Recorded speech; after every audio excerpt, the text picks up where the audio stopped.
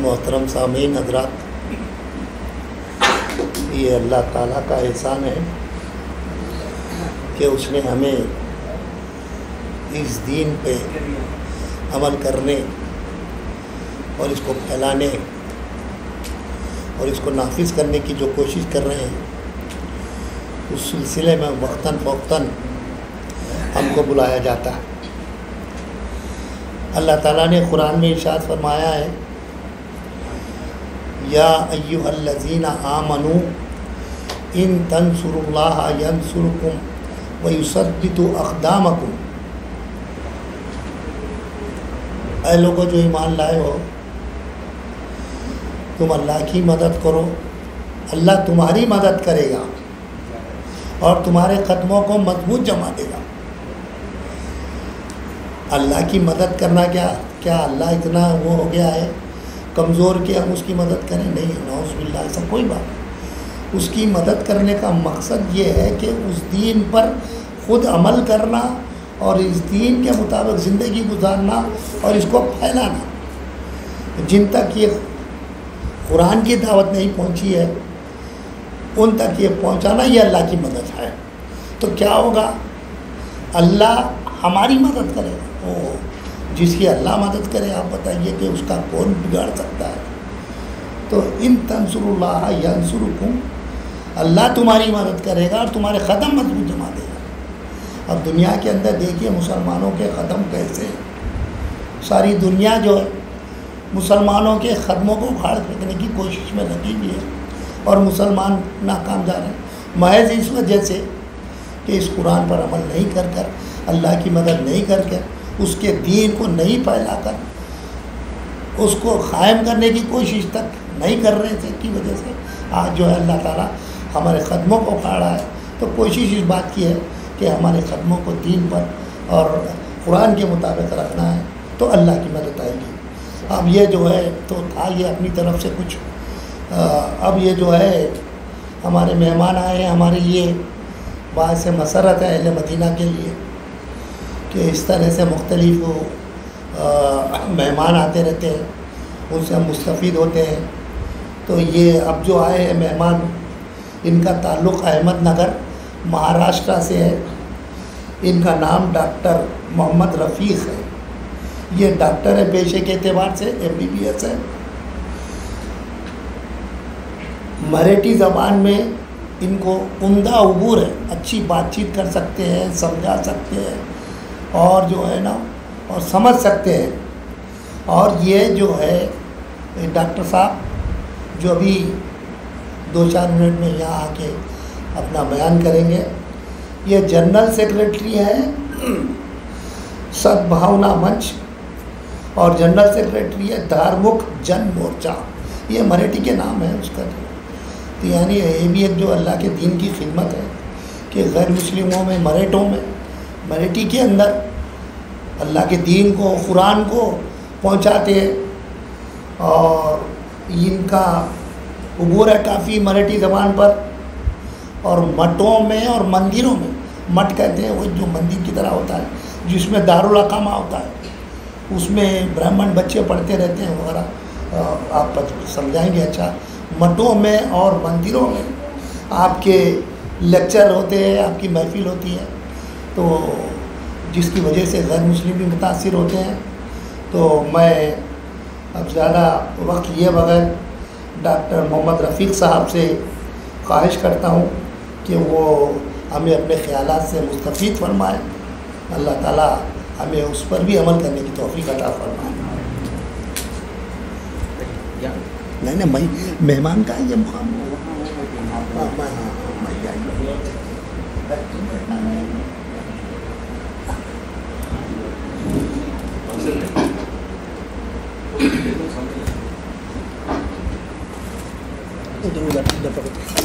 नीचे से पकड़ो उसका बेस, बस।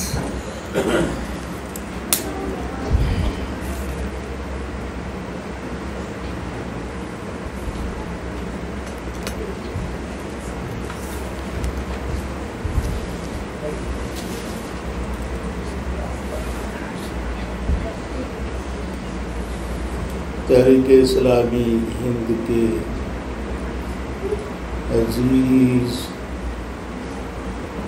भाइयों, बुजुर्गों, प्यारे बच्चों, माओं, बहनों और बेटियों, अस्सलामु अलैकुम व रहमतुल्लाहि व बरकातुहू। इस सरज़मीन पर बना हुआ है उम्रे की गर्ज से, तो दिल में ये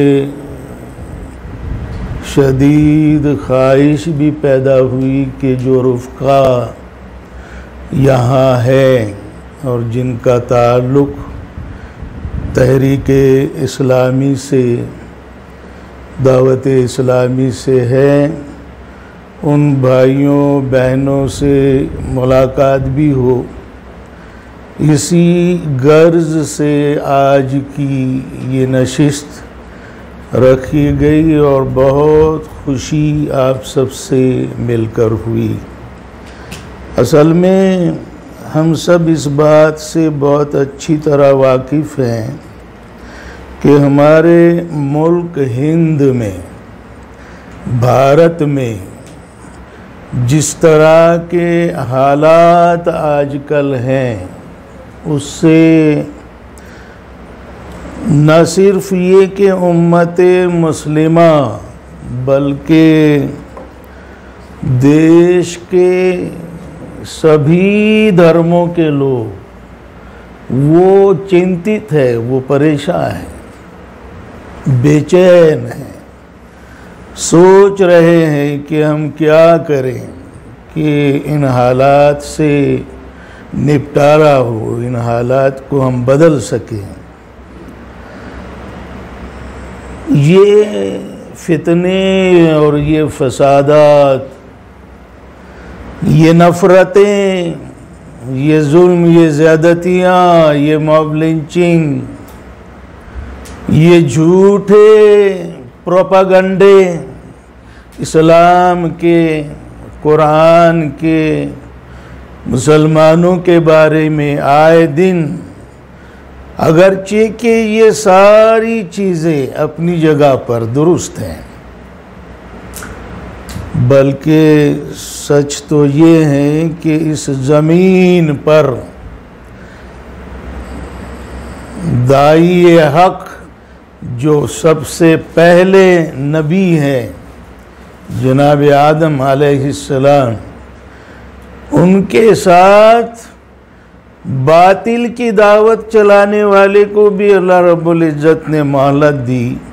और ये जंग हक़ व बातिल की, ये कशमकश उतनी ही पुरानी है जितना इंसान पुराना है। वो इब्लीस शुरू से इंसानों को बहकाने की चक्कर में लगा है, नफ़रतों को आम करने की चक्कर में लगा है। तो ये बहुत पुरानी कशमकश है, बहुत पुराना संघर्ष है, जिससे हक़ के अलमबरदार हमेशा दो चार रहे हैं। असल में उनकी साजिशों पर ज़्यादा बहस करने के बजाय हमको ये ज़्यादा अहम है हमारे लिए कि हम अपनी ज़िम्मेदारियों के बारे में सोचें, हम अपने फ़राइज़ के बारे में सोचें, अपने कर्तव्य के बारे में सोचें। और चूँकि हमारा ताल्लुक़ जमात इस्लामी से है, तो हम बहुत अच्छी तरह जानते हैं कि उम्मत मुस्लिमा को अल्लाह रब्बुल इज़्ज़त ने इस दुनिया में एक बहुत ऊंचे मकसद के साथ पैदा किया है, और इस उम्मत को उसका इंट्रोडक्शन ही कुरान में कराया है कि ये खैर उम्मत है। कुंतुम खैर उम्मतिन उखरिजत लिन्नास, हमने तुमको सारी उम्मतों में दी बेस्ट उम्मत बनाया है, दी बेस्ट। और किसके लिए? सिर्फ अपने लिए नहीं, सिर्फ अपने लोगों के लिए नहीं, अपनी बिरादरी, अपने भाईबंद, अपने धर्म के लोग नहीं, उखरिजत लिन्नास, पूरी मानव जात के लिए, पूरी इंसानियत के लिए। इसको अंडरलाइन कर लेना चाहिए। असल में हमारा बहुत बड़ा ड्रॉबैक भारत में ये है कि हमको ऐसे मुल्क में अल्लाह रब्बुल इज़्ज़त ने पैदा किया जहां मुख्तलिफ धर्मों के लोग रहते हैं। कोई ऐसा धर्म नहीं जिसको मानने वाले वहां न रहते हो। और हमारे लिए गोल्डन चांसेस है, हमारे लिए गोल्डन अपॉर्चुनिटीज है, हमारे लिए मौके हैं। लेकिन अफसोस इस बात का है कि हम भी चार दीवारियों के अंदर सुकड़ के रह गए। और खैर उम्मत होना, इसको हम ही नहीं समझे कि ये खैर उम्मत क्या है। बहुत ज़्यादा उसको तफसील में जाकर समझाने की ज़रूरत नहीं है। मैं एक मिसाल से, मदरसे की मिसाल, बुखारी शरीफ जब ख़त्म हुई तो उसका एक जलसा होता है मदरसे में, ख़त्म बुखारी शरीफ, है ना। तो इत्तेफाक से वहाँ कुछ दाई हजरात भी आ गए थे और उन्होंने प्रोग्राम के बाद मदरसे के ज़िम्मेदारों से कहा कि इस मदरसे से सबसे ज़्यादा करीब जो बिरादराने वतन रहते हैं, वतन में से उनके पास जाना है अपने को। आप समझ रहे हैं बिरादराने वतन मतलब मुस्लिम नहीं, वो जो हमारे भाई हैं लेकिन मुस्लिम नहीं है, उनसे मिलने जाना है। तो वो मदरसे के जो ज़िम्मेदार हैं वो हैरत से पूछने लगे कि क्या नॉन मुस्लिम से मिलने जाना है हमको? बोले हाँ, नॉन मुस्लिम से मिलने जाना है। बल मदरसे की बाउंड्री के बाहर ही एक मंदिर, और वो मंदिर में एक महाराज और वहाँ उनके स्टूडेंट्स, वो उनके धर्म की बातें उनको सिखाते। अब ये हजरात सब मौलाना लोग, मदरसे के ज़िम्मेदार, मंदिर के अंदर गए, उस मठ में, उस खानका में उनकी समझ लो बातचीत हुई, चाय भी पिलाई उसने, बातें सुनी इनकी, अपनी भी सुनाई। और वो ये सारी बातें भाईचारे की, प्यार मोहब्बत की, आखिरत की, तौहीद की सुनकर गैर मामूली मुतासिर हुआ। और वो कहने लगा जवाब में कि मौलाना माफ़ करो, हम तो ये समझते थे कि तुम मदरसे में स्टूडेंट्स को दहशतगर्दी की तालीम देते हो, टेररिज्म की बातें सिखाते हो, आतंकवाद सिखाते हो, हमारा ये समझ थी हमारी। लेकिन आज तो कुछ ये सुनकर कुछ अजीब मालूम हुआ है। तो बहुत अच्छी बात है, आपको हम दावत देते हैं कि आप रेगुलर आते रहिए और हमारे बच्चों को सुनाते रहिए। खैर शॉर्ट में मैं ये बोलता हूँ कि जब वो निकलने लगे उस महाराज के पास से, उस मंदिर से, तो एक बहुत हैरत अंगेज क्वेश्चन उसने किया इन उलमाओं से। और वो क्वेश्चन ये था, कहने लगा कि मौलाना 40 साल हुए आप मेरे पड़ोस में हैं और 40 साल में आज तक आप यहाँ भटके नहीं, इधर नहीं आए। आप बोलेंगे क्यों ऐसा, इसकी वजह क्या है? तो उनकी नज़रें झुक गई, जवाब दे नहीं सके वो, क्योंकि उसने बहुत गहरा सवाल किया था। 40 साल से आप मेरे पड़ोस में रह रहे हो और आज आए हो, आप आज तक कहाँ थे, ये सवाल था उसका। मैं आपके सामने इस बात को रखना चाहता हूँ, वो ये कि ख़त्म बुखारी शरीफ का जलसा है। आपने बुखारी शरीफ को ख़त्म किया मदरसे के अंदर, बच्चों को पढ़ा के पूरा दौर हो गया आपका, है ना। क्या उसमें वो हदीस नहीं आई कि अल्लाह की कसम वो मोमिन नहीं, अल्लाह की कसम वो मोमिन नहीं, अल्लाह की कसम वो मोमिन नहीं, जो खुद तो पेट भर कर खाए लेकिन उसका पड़ोसी भूखा सो जाए। पढ़ाई या नहीं आपने पढ़ाई? अगर आपने पढ़ाई है, ये हदीस सुनाई है, पढ़ के दर्स भी दिया है इसका बच्चों को, तो आपके पड़ोस में जो रहता है एक महाराज, आप 40 साल तक उसके पास नहीं गए, 40 बार आपने बुखारी शरीफ ख़त्म का जलसा किया, लेकिन पड़ोसी के पास एक बार भी नहीं गए। क्या इस दीन को क्या समझ रखा है आपने? क्या वो सिर्फ पढ़ने पढ़ाने के लिए, कि अमल के लिए भी है? मुझे बहुत प्यारी लगी वो बात, चूंकि मैं मेडिकल स्टूडेंट हूँ, तो मौलाना ने लिखा है कहीं, ये कुरान जो है ना, ये कुरान ये किसी ऐसी कमरे में बैठकर पढ़ने की और दौर करने की किताब नहीं है, ये मैनुअल है। मेडिकल स्टूडेंट्स के पास मैनुअल होता है, मैनुअल अफसर के, और जब वो डिसेक्शन करता है ना डेड बॉडी पर, तो इधर मैनुअल देखता और इधर डिसेक्शन करता। वो मैनुअल में लिखा रहता है ये थंब के ऊपर इधर इंसिजन लो और सर्च करो, आपको ये आर्टरी मिल जाएगी। वो बराबर इंसिजन लेता और उसको वो आर्टरी मिल जाती। वो तो डिसाइड करना, इधर पढ़ना इधर करना। ये कुरान वो बुक है, प्रैक्टिकल गाइडेंस। आपको इसको पढ़ना है और इस पर अमल करना है। अभी जो आयत हमारे सामने पढ़ी गई, वमन अहसन कौलन मिम्मन दआ इलल्लाह व अमल सालिहन,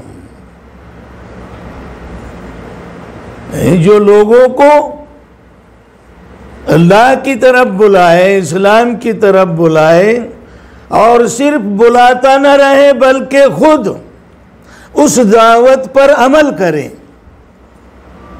और फिर कहें कि देखो ऐसा होता है मुसलमान, मैं मुसलमानों में से हूँ। तो दाई को उसकी दावत का एक नमूना होना चाहिए, चलता फिरता। यहाँ भारत में हम देखेंगे तो अफसोस तो इन बातिल कुव्वतों के बजाय इस उम्मत पर करेंगे, हम रोएंगे, हम खून के आंसू कि ये कहाँ है।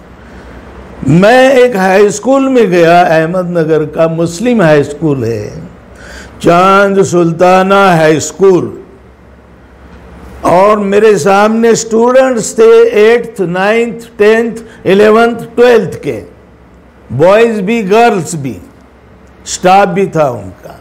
और मैंने इन बच्चों से क्वेश्चन किया कि बच्चों ये बोलो कि ये जो हिंदूज हैं हमारे शहर में, हमारे देश में, ये हमारे भाई हैं कि हमारे दुश्मन हैं? सारे बच्चों ने जवाब दिया कि दुश्मन है। बच्चे क्यों, बड़े बड़े लोग भी जवाब देंगे कि वो हमारे दुश्मन है। अभी जो बच्ची ने तराना पढ़ा है कि कुरान के पैगाम को हम आम करेंगे, क्या पैगाम है? या अय्युहन्नास इन्ना खलकनाकुम मिन ज़करिन व उन्सा, कि इंसानों हमने तुम सब को पैदा किया है एक ही मर्द और एक ही औरत से। तुम एक ही माँ बाप की संतान हो, एक ही जोड़ी की संतान हो। अगर ऐसा है तो इस धरती पर जितने इंसान आज हैं, इस भारत में जितने धर्म के लोग रहते, चाहे वो शूद्र हो, अछूत हो या ब्राह्मण हो, कौन है हमारे? फिर ये जहर कहाँ से भर गया दाई के दिमाग में? ये दुश्मन है, ये कुफार लाएतेबार, ये नापाक, ये जहन्नुमी, इसको कुरान देते हो। मेरे को हैरत हुई वो बात सुन के आपकी बिहार की कि लालू प्रसाद यादव को कुरान दिया गया तो लड़मच गई मुसलमानों में, आलिमों में, दीनदारों में कि क्या काम कर रहे हो, ये क्या कर रहे हो तुम? उस नापाक को, उस काफिर को कुरान दे रहे हो उसके हाथ में।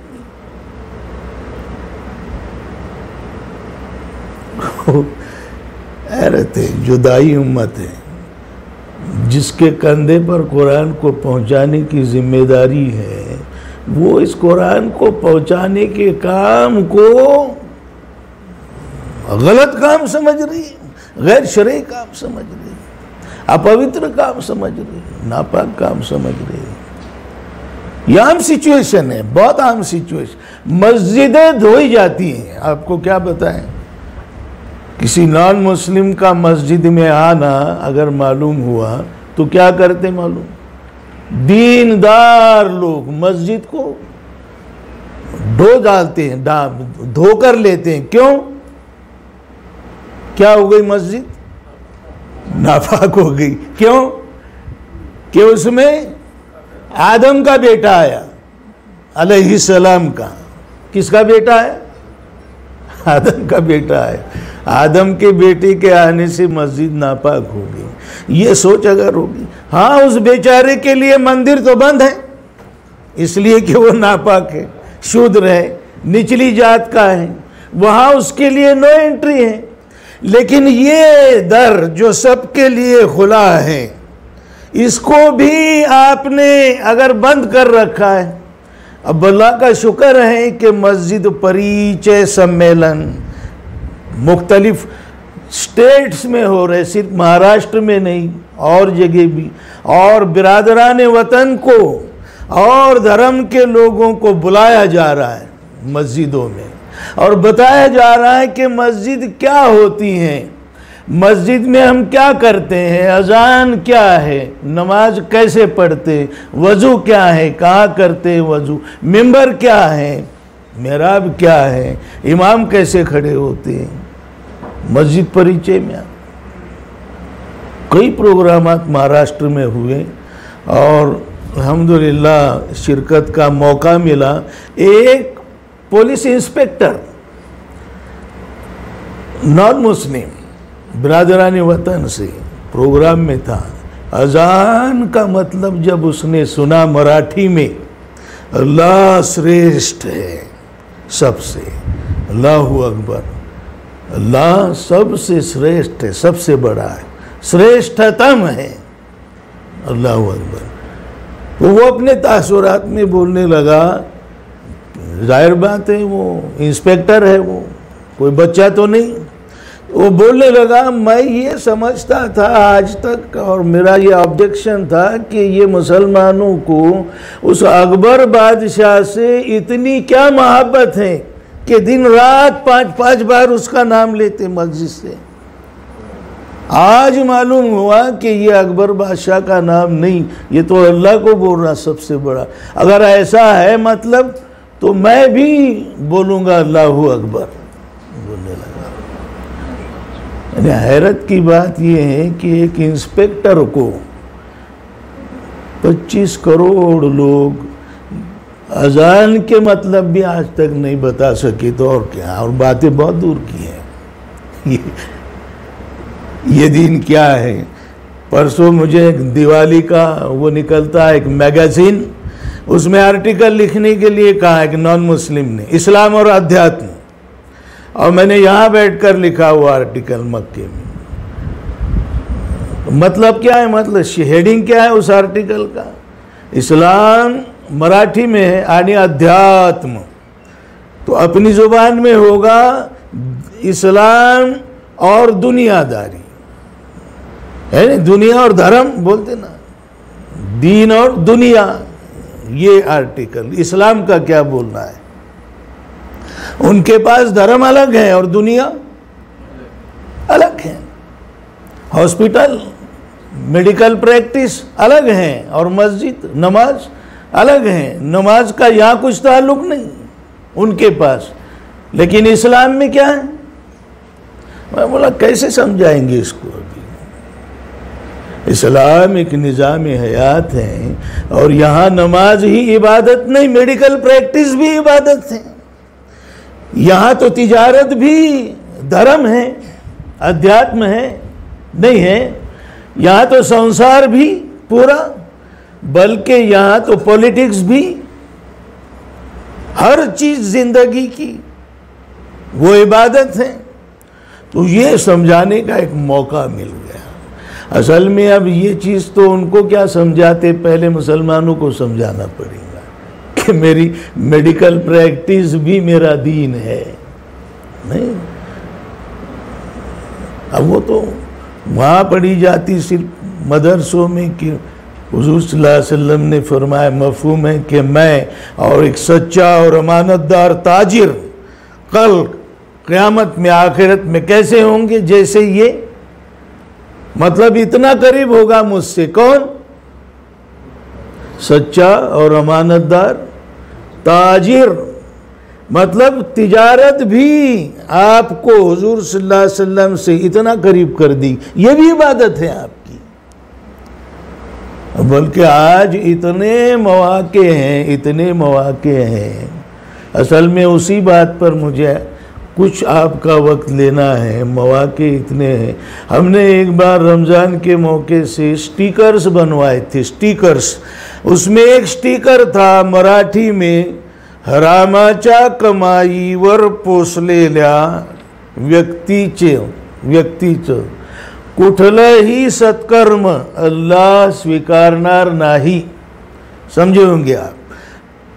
रिज़्क़ हराम पर जिस जिस्म की परवरिश हुई है, उस शख्स की कोई भी इबादत अल्लाह कबूल नहीं करेंगे। ये स्टिकर बनाए थे, तो वो दुकान में लगा दिए हमारे जिम्मेदार कारकुन ने। तो सारे दुकान वालों ने मांग के लिए, बोले ये हम भी लगाते, नॉन मुस्लिम्स ने, हम भी, ये कितनी बड़ी बात है। बोले ये जो करप्शन बढ़ते चले जा रहा है, असल में ये जो उपदेश है, ये जो हदीस है, इसका कितना बड़ा रोल हो सकता है रिश्वतखोरी को रोकने में। लेकिन हम देख रहे हैं कि मुसलमान आज का भारत में भी रिश्वत में पीछे हैं, औरों से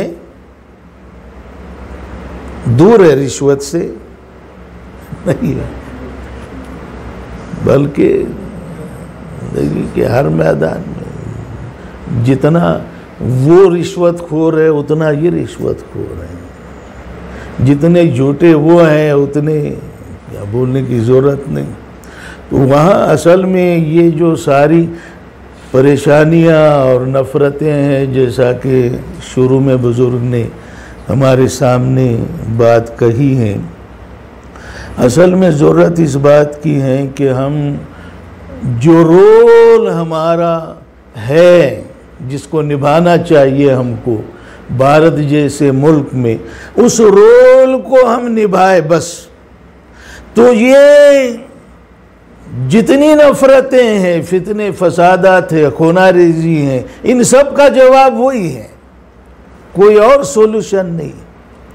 अभी करीब में आपने सुना होगा हैदराबाद में सैलाब, फ्लड हुआ, बहुत बड़े पैमाने पर पानी में बिल्डिंगें डूबी हुई थी, और अल्लाह रब्बुल इज़्ज़त उनको अजर अजीम दे। हमारे तबलीग जमात के हजरात 1000 कार्यकर्ते वो रिहैबिलिटेशन के काम में लग गए, सर्विस के बेलौस, बगैर इसके कि किस धर्म का है। हर घर में जाकर दूध पहुंचाना, चाय पहुंचाना और ज़रूरी सामान ज़िंदगी का पहुंचाना, चावल पहुंचाना, ये सर्विस करते रहे वो। और उसके बाद कुछ लोगों ने जाकर फिर उन नॉन मुस्लिम से क्या उनके तासुरात हैं, रिएक्शंस है, उनको रिकॉर्ड किया मोबाइल में। आपने सुना भी होगा कुछ लोगों ने क्या तासुरात थे उनके, क्या बोल रहे थे मालूम?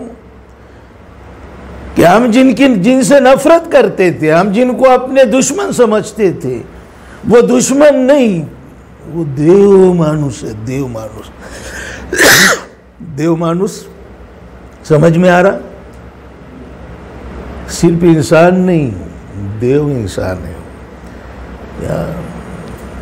ये जरा सा काम आपका, जरा सा सर्विस अगर ये शुरू से करते तो, हमने तो शुरू से ये समझा कि हाँ हम दूध पहुंचाएंगे, चावल पहुंचाएंगे, लेकिन मुस्लिम आबादी में, उनसे क्या हमको लेना देना है, वो कौन है हमारे। बल्कि आपको ताज्जुब होगा, ज़रा प्रैक्टिकल लाइफ में जो तजुर्बात आते हैं, सदक़े फ़ित्र का इज्तिमाई नज़्म करते हैं ना हम लोग, और ये सदक़े फ़ित्र झोपड़पट्टी में जाते हम और अब्दुर्रहमान को देते और तुकाराम को घर को छोड़ देते, फिर कोई फादर का घर है उसको छोड़ देते, फिर कोई और आदिवासी घर में छोड़ देते, फिर कोई अब्दुल सत्तार का घर है उसको दे देते। तो चुन चुन कर मुस्लिम घरों के अंदर आपका फितरा जा रहा है और बाकी पूरे से सारे वो बेचारे देख रहे हो। अब क्या तासुर क्या होगा उनका, रिएक्शन क्या आएगी, क्या सोचेंगे वो? और आपके पास जो आज नहीं फितरा उनको नहीं चलता, आपको नहीं चलता, और फिर कुर्बानी का गोश्त उनको नहीं चलता, और ज़कात उनको नहीं चलती, और फलाह उनको नहीं चलता। ये सिर्फ मुसलमान कंडीशन लगा दी। क्या पड़ोसी की जो वो हदीस है वहाँ ये कंडीशन है कि अल्लाह की कसम वो मोमिन नहीं जो खुद पेट भर कर खाए और उसका पड़ोसी बशर्त ये कि मोमिन हो भूखा रह जाए, है इन ब्रैकेट नहीं। तो ये लिमिटेशन कहाँ से आ गए? ये जो लिमिटेशंस है इनको निकालना चाहिए।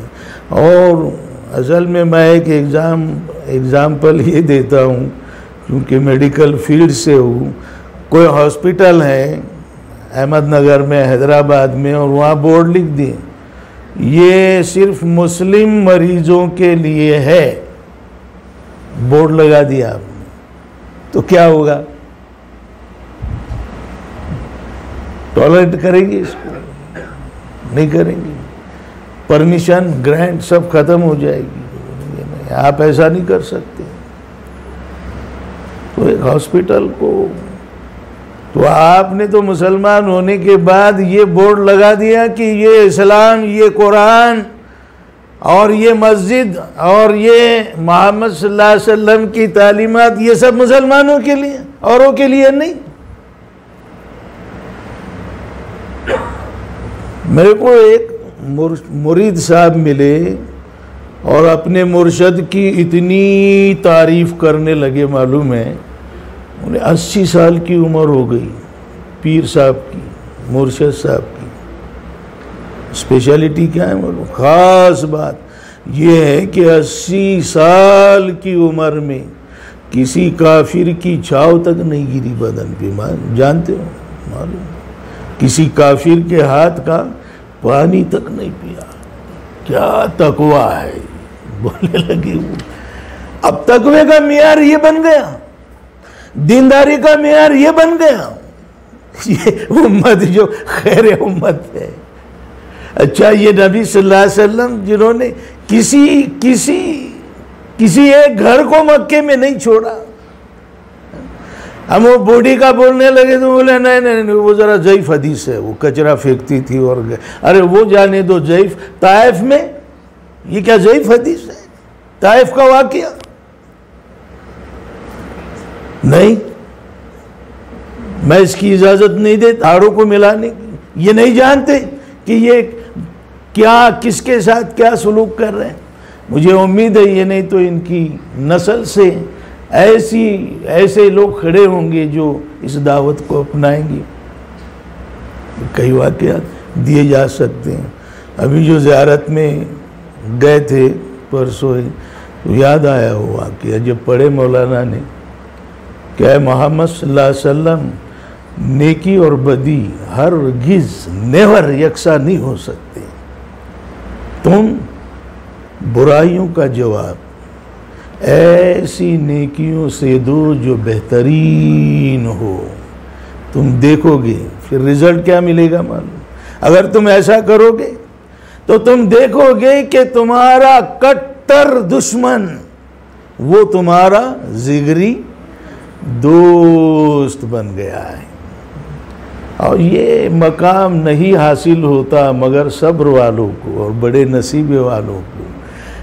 तो वो जो पहली खिड़की में तो सलाम है, अस्सलातु वस्सलामु अलैका या रसूलुल्लाह सल्लल्लाहु अलैहि वसल्लम, फिर दूसरी में अस्सलामु अलैका या अमीरुल मोमिनीन हज़रत अबू बकर सिद्दीक रज़ी, और तीसरी खिड़की में अस्सलामु अलैका या अमीरुल मोमिनीन हज़रत सैयदना उमर फ़ारूक रज़ी अल्लाह ताला। ये कौन थे उमर? बोलने की ज़रूरत है? ये वही तो नौजवान था दट्टा कट्टा जो नंगी तलवार लेकर निकला था नाउज़ बिल्लाह खात्मे के लिए। और फिर अभी अस्सलाम, अच्छा जीते जी तो अपना सब कुछ लगा दिया उसके लिए जिसका कट्टर दुश्मन था, सब कुछ लगा दिया दाव पर। और जब दुनिया से रुखसत भी हुआ तो बेटे को बोल रहा ये कि बेटा माए आयशा से पूछना कि मेरी ख्वाहिश है कि मैं हुजूर के बारे में, हुजूर के बाजू में दफन किया जाऊं, अगर वो इजाज़त दे तो। कैसी मोहब्बत है। चाहिए टाइम टेस्टेड फार्मूला है। ये कोई एक दुश्मन जिगरी दोस्त नहीं बन गया, ये सारे जो क्या एक फील्ड है। अच्छा ऐसा नहीं कि ये फार्मूला, ये प्रिस्क्रिप्शन, ये इंजेक्शन, ये दवा, ये नुस्खा उस वक्त था एप्लीकेबल, आज नहीं। नौज़ बिल्लाह, बहुत गलत सोच रहे होंगे आप अगर ऐसा। आज भी एप्लीकेबल है, आज भी ये नुस्खा काम का है, आज भी उतना ही इफेक्टिव है। और तजुर्बे देख रहे हैं लोग। अब कितने वाक़यात आपके सामने रखूं।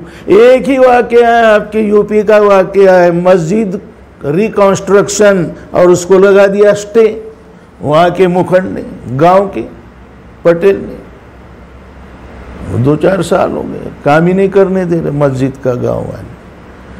अब वो कोई दाई है शहर में, उसको मालूम पड़ा, मैं जाके बात करता हूँ भाई क्या बात है उससे। तो बेचारे बस में आए वो गांव में और उसको मिलने का था, तो बस में बैठे, खचाखच भरी हुई बस। एक नौजवान लड़की आ गई और ये बुजुर्ग जो दाई इनके बाजू में खड़ी हो गई बस के अंदर। उठ के खड़े हो गए और बेटी तुम बैठो यहाँ। वो बोलने लगी नहीं हजरत तुम बुजुर्ग हो, तुम आप ही बैठी है। नहीं नहीं तुम औरत जात हो, बैठो तुम। उस लड़की को बिठाए, गांव आ गया, उतर गई वो, थैंक्स बोली उसने, वो चली गई अपने घर में। इन्होंने लोगों को पूछा, वो पटेल का मुखिया जो है उसका घर, और चले गए घर को। अब दरवाज़ा जो खोली तो वही बच्ची। अरे बोले तुम इधर किधर आ गए? बोले मैं पटेल से मिलना चाहता हूँ। वो तो मेरे अब्बा हैं। क्या काम है आपका? वो बहुत खुशी से गई, सारा वाक़या अब्बा को सुनाई। कैसा इन्होंने बस के अंदर खुद खड़े होकर मेरे को जगह दी, सारी बातें। उसने पूछा बेचारे ने कि क्या मामला है, क्यों आए हैं? तो उन्होंने मस्जिद के बारे में कहा। बोले मैं समझ गया, अब आप जाइए, आपका काम हो गया, आप फिक्र मत करो। और उसने मस्जिद तामीर करके मुसलमानों की सुपुर्द कर दी, स्टे उठा दिया उसका। हजारों वाक़यात। आपने तो वो नाम सुना होगा कि वो लक्ष्मीकांत शंकराचार्य, वो कुरान के बारे में लिखा था उसने कि यही दुनिया में जो दहशत गर्दी है उसकी जड़ है कुरान। ये बुक लिखी थी उसने, इतना कट्टर दुश्मन। लेकिन उसने जब सुना, सोचा, उसके दिमाग में आया कि अपन दुनिया बोल रही बोल के अपन बोल रहे हैं, जरा देखना भी चाहिए सच क्या है। तो लक्ष्मीकांत शंकराचार्य मार्केट से कुरान लेते हैं, पढ़ते हैं, समझ में बात नहीं आई तो जाके मौलाना लोगों से मिलते हैं, स्टडी की कुरान की, सीरत की। और किस्सा बहुत मुख्तसर कि इतने मुतासिर हो गए और इतना अफसोस करने लगे। फिर किताब लिखी उन्होंने, इस्लाम आतंक नहीं आदर्श, मरकजी मकतबे से छपी है। इस्लाम आतंक नहीं आदर्श। और फिर अभी सारे देश के अंदर लेक्चर देते फिरते, सीरत पर बोलते कैसा इस्लाम आतंकवाद के खिलाफ अमन पसंद दीन है बोल। हज़ारों वाक़यात हैं। उस नौजवान का वाक़या तो बहुत ही दिलचस्प है, जो बाबरी मस्जिद के गुंबद पर चढ़कर जिसने पहली कुदाली मारी थी, पहला डाने में। इतना डेंजर इस्लाम का दुश्मन। लेकिन गल्फ में आया जॉब के लिए और जुमा के दिन कई रोड पर गुजर रहा था तो बयान जुमा का उसके कानों पर पड़ा। वो बयान उर्दू में था, जुबान में कुछ थोड़ा बहुत समझा उसको तो पसंद आया उसको।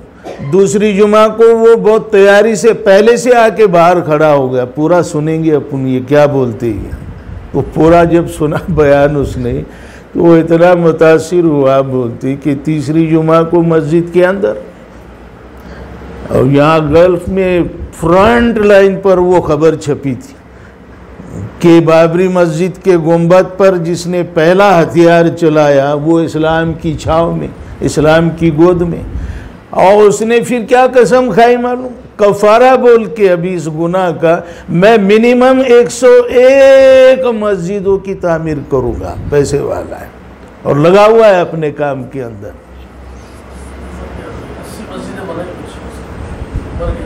नहीं बनाए।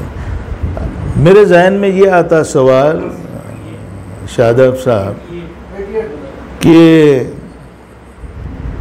कल क़यामत के दिन ये नौजवान होगा और भारत के ये 25 करोड़ मुसलमान होंगे और वो नौजवान बोलेगा कि मैं पैदा हुआ इन भारत के मुसलमानों में, छोटे का बड़ा हुआ, इस्लाम का दुश्मन बना इनके दरमियान में। ए अल्लाह तेरे घर को ढाया इनके दरमियान में, लेकिन तेरा दीन क्या है ये मुझे भारत में नहीं। कहाँ जाके मालूम हुआ? गल्फ में।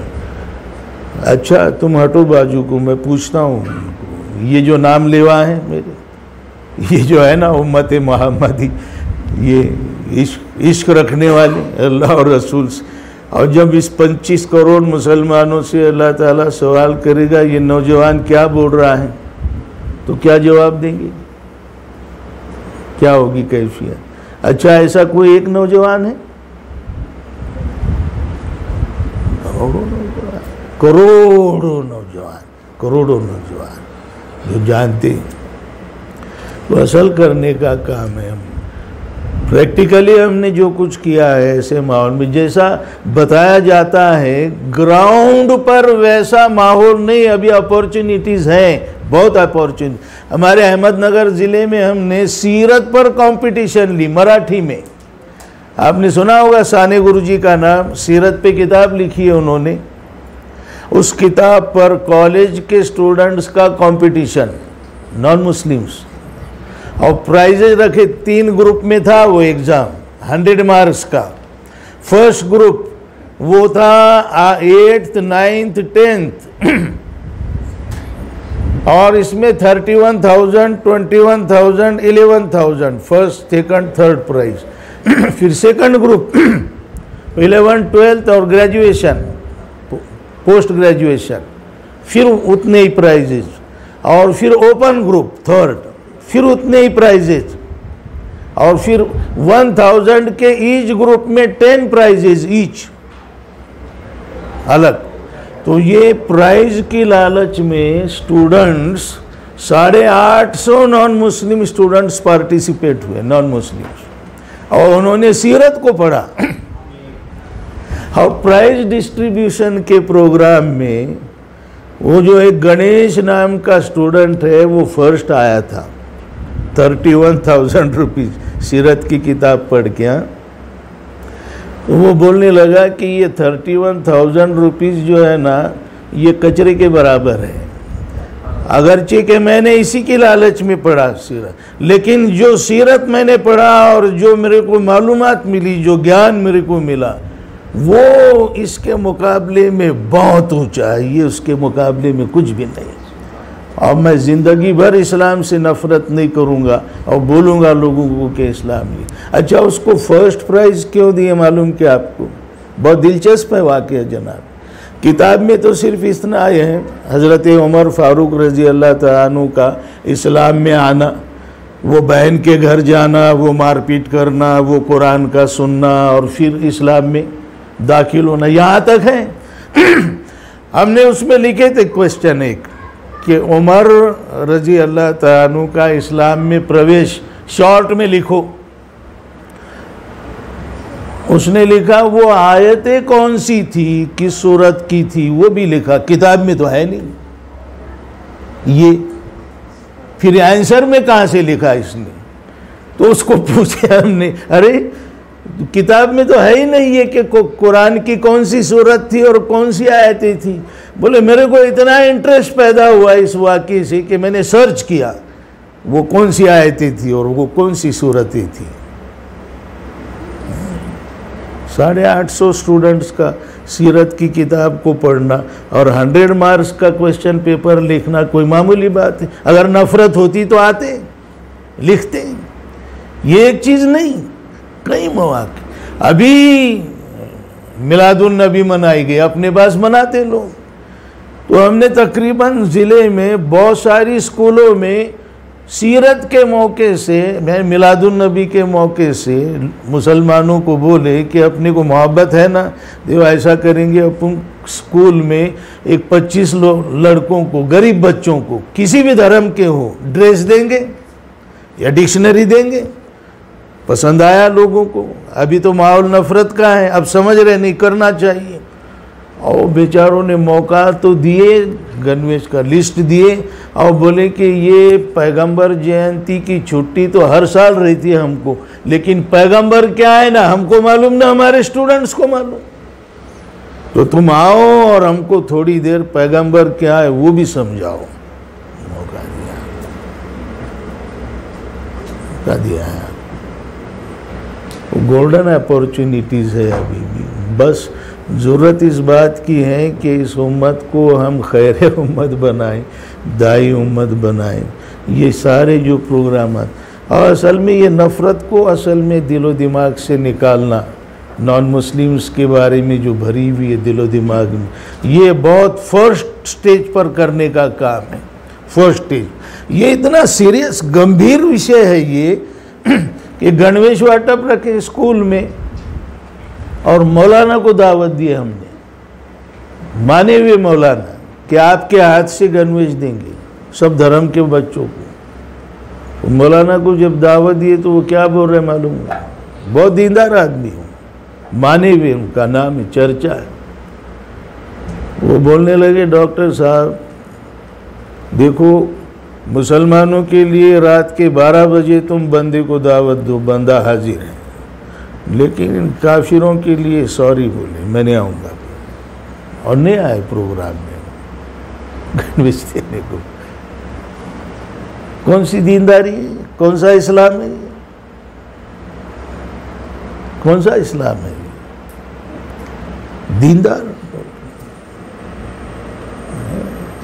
बहुत बहुत अफसोस की बात है, बहुत ही अफसोस की बात। इस खैर उम्मत को, और जो उखरिजत लिन्नास मानव जात के लिए खैर उम्मत है। अभी तो बहुत अच्छा, अभी देखो आप सीरत के मौके पर ब्लड डोनेशन कैंप रखे जा रहे हैं। औरंगाबाद में तो रिकॉर्ड ब्रेक ब्लड डोनेशन हुआ है। यह ब्लड डोनेशन क्या है? मैं तो एक मेडिकल स्टूडेंट हूँ ना, मैं बोलता हूँ जब मौका मिलता है तो, कि जो कुरान की दावत है कि सारी मानव जात एक माँ बाप की संतान है, हिंदुओं में और मुसलमानों में और क्रिश्चियनों में और जैनों में ब्लड रिलेशन है, चूँकि बाप भी एक और माँ भी एक है। इस ब्लड रिलेशन के खरे होने पर मेडिकल साइंस भी स्टैंप मार रहा है। देखो अभी एक मुस्लिम का ब्लड हिंदू को चल रहा है, क्रिश्चियन को चल रहा है, एक अस्पृश्य अछूत आदमी का ब्लड ब्राह्मण को चल रहा है। कहाँ से ऊंचा तो कहाँ से वो नीचा, ये क्यों चल रहा ब्लड? मतलब ब्लड रिलेशन है, ऑर्गन ट्रांसप्लांट हो रहे हैं। तो मेडिकल साइंस भी ये जो दावत है हमारी भाईचारे की, प्यार मोहब्बत की, इस पर सिक्का मोरतब कर रही है। अपनी बात को ख़त्म करते हुए मेरे को बहुत प्यारा लगा वो शेर, आपने उस बात को सुना होगा है, आया योरिशे तातार के अफसाने से क्या आया है? पासबा मिल गए काबे को सनम खाने से। 101 मस्जिद बनाने का प्लान। इस्लाम आतंक नहीं आदर्श, स्वामी लक्ष्मी शंकराचार्य बोलते फिर रहा है। ये पासबा मिल गए काबे को सनम खाने से। आमिर उस्मानी मरहूम उनका ये कुछ शेर हैं, माना कि बिसाते आलम पे मजबूर है तू, लाचार है तू, आबाद है वो बर्बाद है तू, जरदार है वो नादार है तू, वो रूए ज़मी के मालिक है पर दोषे ज़मी पर बार है तू। और फिर लिखा है उन्होंने, लेकिन ये जहाँ सब तेरा है, तारीख़ सलफ़ दोहराता चल, ईमा व अमल के बरबत पर इस्लाम का नगमा गाता चल। क्या पैगाम दिया है, क्या पैगाम। ये रोना मत रो, ये होने दे नफ़रतें, ये सब मुखालिफतें, टेंशन, ये होने दे सब। जरदार है वो नादार है तू, है ना। वो रूए ज़मी के मालिक है और दोषे ज़मी पर बार है तू। बातिल के असाकीर के आगे एक टूटी हुई तलवार है तू। वो देख रहे हैं हम फ़लस्तीन, उधर क्या है, पूरा टेक्नोलॉजी मॉडर्न, और इधर क्या है, पत्थर है, पत्थरों से मुकाबला है। बातिल के असाकीर के आगे एक टूटी हुई तलवार। लेकिन घबरा मत, ये जहाँ सब तेरा है, तारीख़ सलब दोहराता चल। ये तारीख़, ये जो हिस्ट्री है ना सहाबा इकराम की, ये दोहराता चल, इसको रिपीट कर, तारीख़ सलब दोहराता चल। ईमा व अमल के बरबत पर इस्लाम का नगमा गाता चल। ये अगर हम इंशाअल्लाह उम्मत को अलर्ट कर पाए और इसको सही मानों में खैर उम्मत बना पाए, और ये जो दुश्मनी है दीगर धर्म के लोगों से, असल में तो मैं कभी हज को आया था तो असल मेरे दिल को एक ऐसा मैसेज मिला कि तुम इधर क्या कर रहे हो, यहाँ से मैसेज काम तो वहाँ करने का है, जाओ अपने पास वहाँ और मेरे इस दीन को फैलाओ। आपको मालूम होना चाहिए कि भारत में पहली मस्जिद जो बनी वो ईस्वी सन 629 में बनी, और ये मस्जिद नबवी कब बनी, कब बनी है मस्जिद नबवी? 622 में हिजरत हुई, हिजरत के बाद बनी। हिजरत 622 में हुई, ईस्वी सन 622 में मस्जिद नबवी, 622 में, और 629 में भारत में मस्जिद, केरला में कौन सी मस्जिद? चेरामन जुम्मा मस्जिद। कितना डिफरेंस है, गैप? 6-7 ईयर्स की मस्जिद बन गई वहाँ। कैसा फैला इस्लाम। और वो चेरामन, मैं तो दरख्वास्त किया मौलाना से कि ज़रा रिसर्च करो, है ना, भारत का के एक पहले सहाबी होने का सहरा जिसके सर पर है वो है चेरामन पेरुमल। उनका इस्लामी नाम अबू बकर ताजुद्दीन रज़ी अल्लाह ताला अन्हु, और उनकी कब्र सलाला में है अभी ओमान के अंदर। हम जाके आए वहाँ। अच्छा, कोई बादशाह है ना मिलने को आए थे हुजूर सल्लल्लाहु अलैहि वसल्लम को, अरबों की ज़ुबानी सुने तो क्या अकेले आए होंगे? क्यों? बादशाह सम्राट है इतने बड़े मुल्क का, पूरा लवाजमा रहेगा ना उनका। अच्छा, और बादशाह अगर इस्लाम में दाखिल हुआ है, हुजूर के हाथ पर बैत की है उसने, तो बाकी लोग? अच्छा, उसका सिपाही होगा तो वो भी? अच्छा, एक सिपाही, बादशाह तो आ गया इस्लाम में तो बन गया रज़ी अल्लाह ताला, है ना, और सिपाही जब आया तो वो क्या बना? वो कौन है? नहीं समझे सवाल समझिए। बादशाह ने हुजूर के हाथ पे बैत की तो साहबी बन गया, और सिपाही हुजूर के हाथ पे बैत करेगा तो क्या बनेगा? साहबी बनेगा वो भी। ये सारे इंडियन साहबीज हैं। वापसी के सफ़र में इंतकाल हुआ सलाला में बादशाह का, तो वही कब्र है उनकी, लेकिन उन्होंने मृत्यु पत्र लिखे अपना, क्या बोलते वो नसीहत अपने पास बोलते ना उसको, उसमें लिखे अपने लोगों को, अपने सारे वहाँ के जिम्मेदारों को, कि मालिक बिन दीनार रज़ी अल्लाह ताला अन्हु को हुजूर ने उनके साथ दिए थे कि जाओ इनके साथ इनके मुल्क में और इस्लाम का प्रचार प्रसार करो वहाँ। बादशाह भी साथ में है तुम्हारे। वो तो इंतकाल हो गया, वहीं कब्र, फिर मृत्यु पत्र। और ये जो है इनको पूरा कोऑपरेट करना, मेरे नाम से मस्जिद बनाना। आज भी मस्जिद आबाद है, वो पंजगाना नमाज होती है, और वो तारीखी स्पॉट है, वो हिस्ट्रिकल स्पॉट है गवर्नमेंट का। लोग ज़ियारत को देखने को आते हैं वहाँ। अबुल कलाम वहाँ अपने ये प्रेसिडेंट जो रहे अपने अभी, कलाम साहब इंडियन प्रेसिडेंट, मिसाइल मैन कौन? APJ अब्दुल कलाम साहब। उनकी तस्वीर है वहाँ, सर पे रुमाल वगैरह रख की हुई। मकसद वो नहीं, कितना पुराना इस्लाम कब पहुँचा भारत में। और फिर वहाँ वो मलिक बिन दीनार रज़ी अल्लाह ताला अन्हु ने अपने बेटे को उस मस्जिद की इमामत सौंपी, और ख़ुद वहाँ पूरे परिसर के अंदर इस्लाम का प्रचार प्रसार किया उन्होंने। ये जो मिशनरी, ये उम्मत मिशनरी उम्मत, ये उम्मत दाई उम्मत है, ये उम्मत खैर उम्मत है। लेकिन इसने इस काम को छोड़ दिया। आप जरा सोचिए ना कि ये पूरा पाकिस्तान कितना % कन्वर्ट हुआ इस्लाम में पाकिस्तान की। तो ये क्या कोई जादू की छड़ी घूमी होगी क्या? और ये सारे मुसलमान हो गए। ये कश्मीर पाक व्याप्त भी और भारत व्याप्त भी, ये बांग्लादेश भी, ये जो कन्वर्जन हुआ ये क्या ऐसे ही हुआ? नहीं हुआ ऐसे ही। और ये भारत में अभी जो 20% मुसलमान है, तुम हम सब, ये क्या माइग्रेटेड हैं, कहीं बाहर से आए हुए हैं?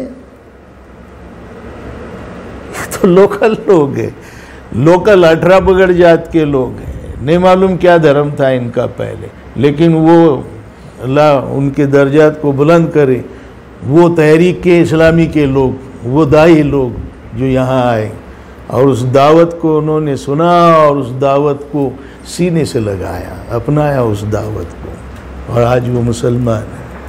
ये मिशनरी काम रुक गया, बंद हो गया, और अब मिशनरी काम क्या करते, ये तो दाई लोग नफरत करने लग गए। एक डॉक्टर पेशेंट से नफरत करने लग गया। आखिरी बात सुनो, बात लंबी हो गई है। मेरी नज़रों में मुसलमान है ना, he is a doctor because he is a dai, है ना। हर मुस्लिम, तहरीक का हर कारकुन इज़ अ डॉक्टर, है ना।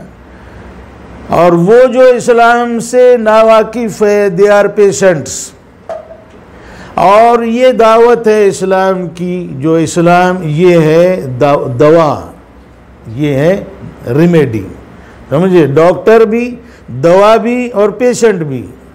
ये दाई इस्लाम का, ये मुस्लिम, चाहे वो हमारा भाई हो, बहन हो, कौन है ये दाई डॉक्टर हैं।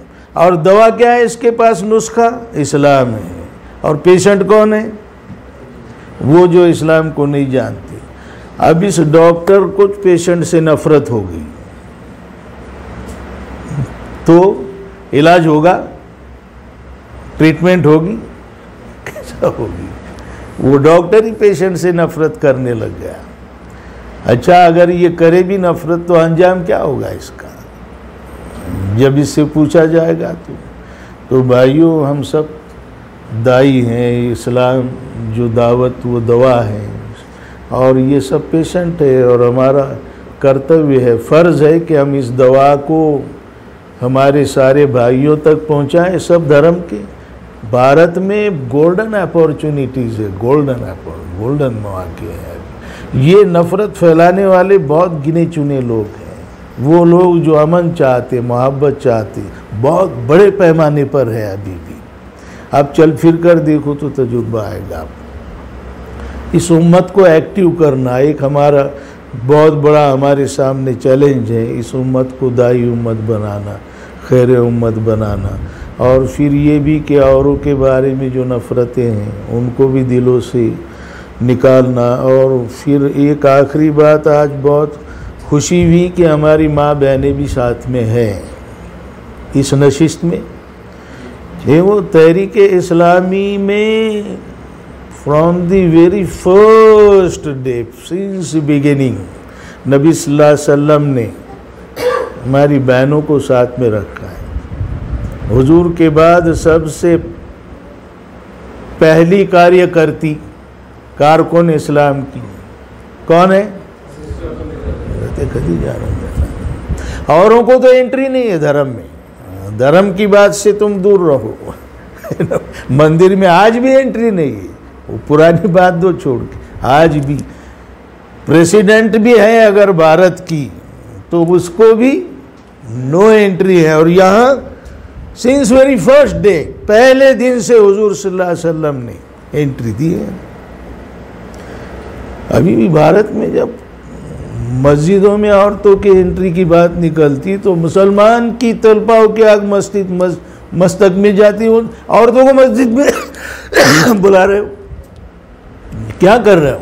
है रहने औरतों का मस्जिद में आना मतलब बहुत गलत काम समझते हैं।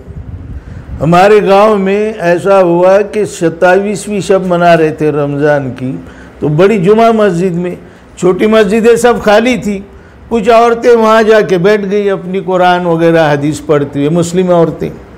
कुछ मौलाना लोगों को मालूम पड़ा, मौलाना लोग, हालिम लोग, वो वहाँ गए और औरतों को हकाल दिया मस्जिद से, मस्जिद के अंदर आ गए औरतें। औरत होके मस्जिद में आ गए। अब उनको बोले भी कि मैं मस्जिद नबवी में हरम में औरतें जाती, वो बात अलग है, बोलते इधर नहीं चलेगा ये। अभी परेशान है। एक मस्जिद में जुमा के लिए खड़ा हुआ तो वो जो मुतवल्ली थे ना, जिम्मेदार, वो बोले ये मुस्लिम लड़कियां गैर मुस्लिम लड़कों के साथ फरार हो रही है, भागो, इस पर कुछ बोलो ज़रा। मैं बोला अच्छा मौका मिला आपने को, इसने लिया मैंने वो टॉपिक ना। उधर भाग के गैली चल जा रहा, लेकिन मस्जिद में आई तो नहीं चल रहा, तो अंजाम क्या होगा? हमारी बहनों बेटियों को दीन से, इस्लाम से, कुरान से, मस्जिद से अगर दूर रखोगे तो इसका अंजाम क्या होगा? क्या ये दीन उनके लिए नहीं? वो समझ में आता नहीं लोगों के। या तो पहले दिन से, और जो चेंज हम चाहते हैं वो हमारी बहनों को साथ लिए बगैर हो सकता है? इम्पॉसिबल है, हो ही नहीं सकता, जस्ट इम्पॉसिबल है, जब तक कि हमारी बहनें इस तहरीक में हमारे साथ ना हो। और बहुत बड़ा काम कर सकती हैं वो भी। अब तो तजुर्बा ये आ रहा कि वहाँ हमारी ख़वातीन के जो विंग्स हैं भारत में, वो बहुत परफॉर्मेंस बहुत अच्छा है। नॉन मुस्लिम्स औरतों में जा रहे हैं, पर्दे के बारे में बोल रहे हैं। आप देख रहे होंगे अब रास्ते पर आपको मुश्किल होगा पहचानना ये मुस्लिम है कि कौन है। सब गोशे में, सब पर्दे के अंदर है। तो बहरहाल आप लोगों से मिलके बहुत खुशी हुई। अल्लाह ताला से मैं दुआ करता हूँ कि जिस देश में हम रहते हैं उन सारे देशवासियों से हमारे सीनों में, हमारे दिलों में मोहब्बत पैदा करे। और ये जो हम पैदा ही किए गए ना, इसलिए गर्ज व गायत कि इस दीन को हम उन तक पहुँचाए। तो इस मिशन को जो शर्त पड़ गया है, इसको लेकर उठने की और बिरादरान वतन तक पहुँचने की, उनकी गलत फहमियों को दूर करने की नेक तौफीक अल्लाह रब्बुल इज़्ज़त हमको अता फरमाए। और ये जो मिकात अभी शुरू हुई है नहीं, आप सब जानते हैं कि इसमें सेंट्रल पॉइंट इसको बनाया गया है कि हम जो उम्मत को, तहरीक इस्लामी को बिरादरान वतन से अप्लाइड करेंगे, जोड़ेंगे, रवाबित बढ़ाएंगे और पूरा जोर इस बात पर देंगे कि बिरादरान वतन तक सही पैगाम इस्लाम का पहुँचे, उनकी गलत फहमियाँ दूर हो और नफ़रतें दूर हो, सही इस्लाम क्या है उनको मालूम हो। इसकी पूरी कोशिशें करेंगी। तो ये करने का काम है। आप लोग जाते हैं अपने गांव को, आते भी हैं, मुख्तलिफ़ इलाकों से आप हैं, तो आप ज़रूर जाएं और स्कूल में 10 डिक्शनरीज का गणवेश दो, 10 ड्रेसेस दो गरीब बच्चों को। आपको मौका मिलेगा सीरत के मौके से, तो बोलो सीरत क्या है समझा के, किसी को बुलाओ, किसी फंक्शन में। हमारे किसी मौके इतने हैं, अब क्या बोलना हमको, तो मौके, किसी की डेथ हो गई तो हम जाते अपने बिरादरान वतन के फ्यूनरल में, तो श्रद्धांजलि का मौका मिलता है। आखिरत क्या है आपको बोलने का मौका है, क्योंकि मौत फ्रेश है सामने और वो विधि हो रहा है। तो शादी के मौके पर शुभेच्छा देने का मौका मिल रहा है, तो आप बोल सकते हैं ये शादी क्या है, ये आध्यात्मिक काम है, ये शादी करना सुन्नत है। अपने पास है मालूम, लोगों को कहाँ मालूम है लोगों को अपने भी। अगर सुन्नत है तो फिर ये आपने तो सुना होगा हैदराबाद में वगैरह क्या हो रहा है, यानी जनाजे निकल रहे हैं सुन्नतों के, लड़कियां बगैर ब्याही बैठी हुई, गरीब लड़कियों की शादी मुश्किल, ये लेने देने की प्रैक्टिकल है डिमांड्स, ये निकाह में सुन्नती। तो ये बहुत मैदान हमारे सामने करने के लिए है। बस अल्लाह रब्बुल इज़्ज़त हमको इस तहरीक को, इस दीन को समझने की और उस पर अमल करने की, औरों तक उसको पहुंचाने की नेक तौफीक अता करें। आप हज़रात जो हाजिर हुए, माएँ बहनें, आप सब बुज़ुर्ग, सब ज़िम्मेदार, आप सब का मैं तहे दिल से शुक्रगुजार हूँ और उम्मीद करता हूँ कि ये कुछ बातें जो एक बात करने की रह गई कि जो शोबा जमात इस्लामी हिंद ने बनाया है बराए सद्भावना मंच और धार्मिक जन मोर्चा, तो उसका जो महाराष्ट्र का वो शोबा है, मैं उसका सेक्रेटरी हूँ। और इसका मकसद ही ये है कि जो मुख्तलिफ सब धर्म के लोगों के अंदर साथ मुसलमानों के सद्भावना के ताल्लुकात हो, अच्छे रवाबित हो, अच्छे ताल्लुकात हो, इसलिए सद्भावना मंच बनाए जाए। अब मौका नहीं है, हम कई जगह पर बना चुके। औरंगाबाद शहर आपने सुना होगा, महाराष्ट्र का बहुत बड़ा ज़िला है, वहाँ सद्भावना मंच बना तो इतना लोगों ने उसको सराहा है, इतना उसको प्रेस में रिपोर्ट, मैंने कुछ लोगों को भेजा भी हूँ यहाँ, सारे अखबारात ने फ्रंट पर दिए। सद्भावना के लिए कोशिश, नफ़रत के इस माहौल में मोहब्बत की ये दुकान कहीं खुल रही है, तो ये सद्भावना मंच, सद्भावना कायम इस्टेब्लिश करने के लिए नफ़रत के मुकाबले में। और धार्मिक जन मोर्चा ये इसलिए बना कि सारे धर्म के लोगों को बुला रहे हैं हम, धार्मिक जिम्मेदारों को, महाराज लोगों को, और उनके ज़ुबानी अवामुन्नास को ये पैगाम दे रहे हैं कि मज़हब नहीं सिखाता आपस में बैर करना, हिंदी है, हम वतन है, तो नफ़रत, इस्लाम तो भाई का।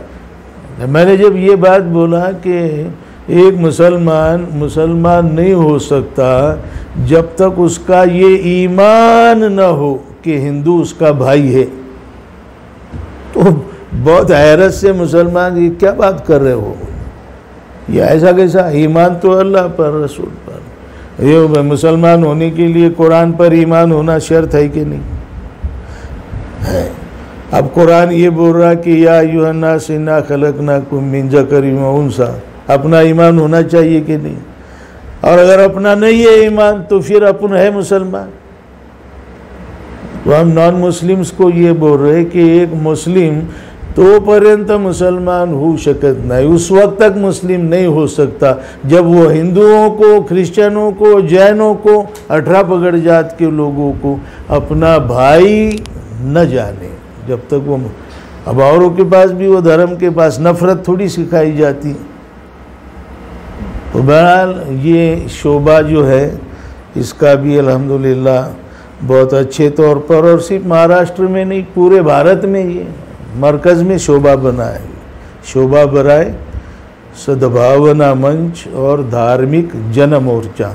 धार्मिक जन मोर्चा में धर्मगुरुओं को साथ लेके भारत के सारे नागरिकों को सब धर्म के मैसेज देना, ये उसका इंटेंशन है कि भाई ये नफ़रत धर्म की तालीम नहीं, प्यार और मोहब्बत धर्म की तालीम।